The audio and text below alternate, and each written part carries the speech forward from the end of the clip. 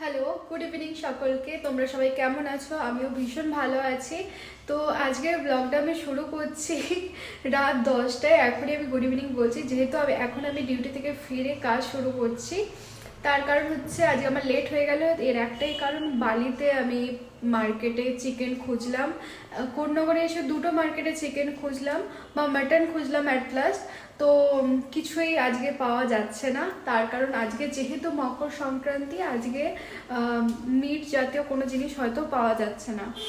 তো সেই কারণে লাস্ট অবধি আমি এটাই ভাবলাম কি করা যায়, কারণ ইচ্ছা ছিল অন্য কিছু বানানোর, কিন্তু সেটা হচ্ছে না। তো সেই কারণে কালকে আসবে হচ্ছে আমার হাজব্যান্ড, মানে আমার বর আসছে। তো এবার আজকে রাত থেকে আমি রান্না করে রেখে দিই, কারণ কালকে সকালে আমাকে ডিউটি যেতে হবে, আরও আদার্স কাজ থাকে, সেই জন্য তাড়াহুড়োর বসে কিছুই হয় না। মানে হয় না কি, তাড়াহুড়োর মানে ঠিকঠাকভাবে হবে না। ঘরটর গুছিয়ে যাওয়া, ঘরটর মুছে এইসব কাজ থাকে, তারপরে পুজো করা, গোপুর স্নান করানো, এইসব কাজ থাকে। তো তাই আমি আজ রাতেই সব কিছু বানিয়ে নিচ্ছি আর তোমাদের সাথেও শেয়ার করবো কি কি বানালাম। তো দেখি যা হয় সেটাই বানাবো। চলো ব্লগটা দেখতে থাকো আর সবাই জানিও কেমন লাগলো। এবার দেখো, এখানে হচ্ছে ডিম সেদ্ধ করতে দিয়ে দিয়েছি, আর চালটাকে আমি আগে ভিজিয়ে রেখেছিলাম। এবার এই চালটা আমি সেদ্ধ করতে দেবো। আর মাছ ছিল, কিন্তু মাছ যেহেতু ও খেতে চাইছে না, ওকে মাছ পরে করে দেবো। আর যেহেতু রাইসের সাথে কিছু করব, তাই ভাবলাম এটাই ঠিক হবে, ডিমের কিছু একটা রেসিপি বানিয়ে নিই, মাছেরটা অতটাও ভালো লাগবে না। তো চলো দেখতে থাকো, কেমন লাগলো বলো। আর চালটা যখন আমি সেদ্ধ করছি, তার মধ্যে একটুখানি নুন আর একটু ঘি দিয়ে দিলাম। এখানে দেখো, আমি ক্যাপসিকাম নিয়ে নিয়েছি একটা, 4টে লঙ্কা নিয়ে নিয়েছি, আর 3টে পেঁয়াজ নিয়ে নিয়েছি, আর এখানে আদা, রসুন আর গাজর, আর এখানে আমি এটাকে ভিজিয়ে রেখেছি, মানে কাজুটাকে ভিজিয়ে রেখেছি। আর হ্যাঁ, আদা রসুন এতটা দেখে ভেবো না যে এতটা আমি পেস্ট দেবো, এটা আমি বেশি করে করে রাখছি, যাতে পরবর্তীকালে আমার যখন লাগবে তখন হয়ে যাবে। এবার দেখো, এখানে হচ্ছে পেঁয়াজটা আর টমেটোটা আমি ভালো করে পেস্ট করে নিয়েছি, আদা রসুনের পেস্ট হয়ে গেছে, কাজুর পেস্ট হয়ে গেছে, আর এখানে দেখো পেঁয়াজ কুচিয়ে নিয়েছি, গাজর কুচিয়ে নিয়েছি, ক্যাপসিকাম আর লঙ্কাটাকে চিড়ে দিয়েছি। আর এতক্ষণে আমার ডিমটাও সেদ্ধ হয়ে এসেছে, আর চালটাও মোটামুটি সেদ্ধ হয়ে জলটাও ঝরে গেছে। ডিমের মহারানি বানানোর জন্য এখানে আমি ঘি নিয়ে নিয়েছি। ঘিতে হলে ভালো হয়, যদি ঘি ইউজ করতে না চাও তাহলে তোমরা সাদা তেল ইউজ করতে পারো। তাতে হচ্ছে লবঙ্গ, দারচিনি, এলাইচি দিয়ে দিয়েছি। এখানে দেখো, ফার্স্টে কুচো পেঁয়াজগুলো আমি দিয়ে দিয়েছি, আর এগুলোকে আমি ভালো করে ফ্রাই করে নেবো।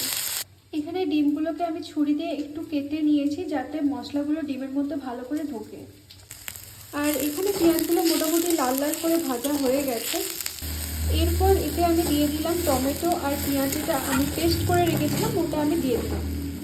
এরপর এতে আমি অ্যাড করলাম 2 টেবিল স্পুন মতো আদা আর রসুনের পেস্ট।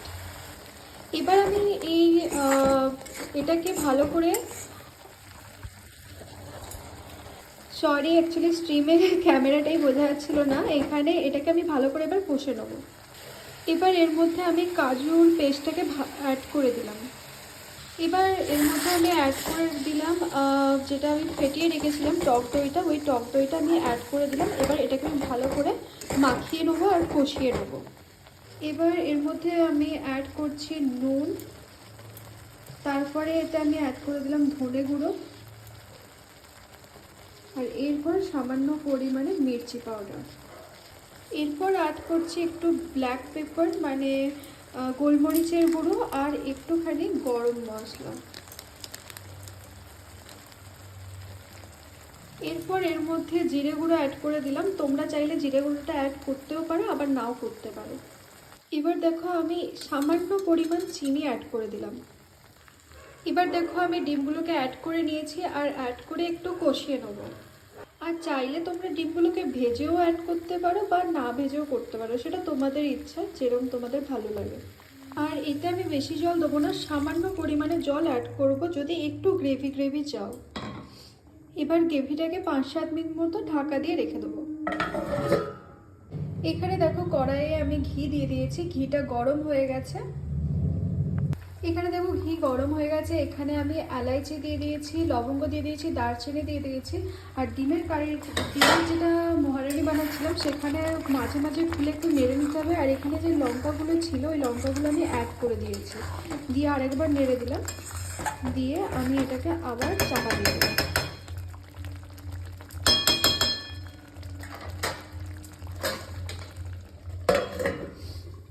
এবার দেখো এখানে ক্যাপসিকাম গাজরের কুচোগুলো অ্যাড করে দিয়েছি, দিয়ে আমি ভালো করে এগুলোকে ফ্রাই করে নেব। এবার দেখো এই গ্রেভিটা আমি আরেকবার নেড়ে নিলাম, আর এতে আমি আরেকটু জল অ্যাড করে এটাকে আরেকটু ভালো করে মশলাগুলো যাতে কষে যায় সেটা দেখব। কিন্তু জল বেশি করে অ্যাড করলে হবে না, প্রথমে কম করেই অ্যাড করে পরে যদি মনে হয় যে একটু জল লাগবে তাহলে অ্যাড করে দিও। এবার দেখো এটায় আমি একটু নুন অ্যাড করে দিলাম। এবার এগুলো একটু ফ্রাই হয়ে যাওয়ার পর কিশমিশ আর কাজুটাও এর মধ্যে অ্যাড করে এবার একটু ভালো করে ফ্রাই করে নেবো। এবার এতে আমি 2 টেবিল স্পুন মতো, 2 টেবিল স্পুনের একটু বেশি, 2.5 টেবিল স্পুন মতো চিনি অ্যাড করে নিয়েছি। যারা যেরকম মিষ্টি খেতে প্রয়োজন মানে যারা যেরকম ভাবো যে মিষ্টির পরিমাণটা সেইভাবে দিও, কারণ আমার রাইস হোক বা যাই হোক আমার যে খুব একটা মিষ্টি পছন্দ সেটা না, তাই আমি মিষ্টির পরিমাণটা একটু কমই রেখেছি। এবার দেখো একটু একটু করে আমি রাইসটাকে অ্যাড করে নিচ্ছি। প্রথমে এইটুকু রাইস অ্যাড করে এটাকে ভালো করে মিক্স করে নেব। এবার দেখো আস্তে আস্তে বাকিটাও আমি অ্যাড করে দিলাম। এবার এটাকে ভালো করে নাড়িয়ে মিশিয়ে নেবো আর কি পুরোটা। এখানে দেখতে পাচ্ছ এখানে হচ্ছে আমার ডিমের মহারানি রেডি হয়ে গেছে, আর এখানে রাইসটা হচ্ছে। এখানে দেখতে পাচ্ছ ওপরেও আমি একটু ঘি ছড়িয়ে নিলাম। এবার আমি এটাকে ভালো করে মাখিয়ে নেবো। এখানে দেখো ফ্লেমটা আমি খুব কম করে রেখেছি, আর এটাকে আমি একটু ভালো করে ফ্রাই টাইপ করে নিচ্ছি আর কি। এখানে দেখতেই পাচ্ছ আমার রাইসও রেডি হয়ে গেছে, ডিমের মহারানিও রেডি হয়ে গেছে। তো দুটো রান্নাই আমার কমপ্লিট হয়ে গেছে।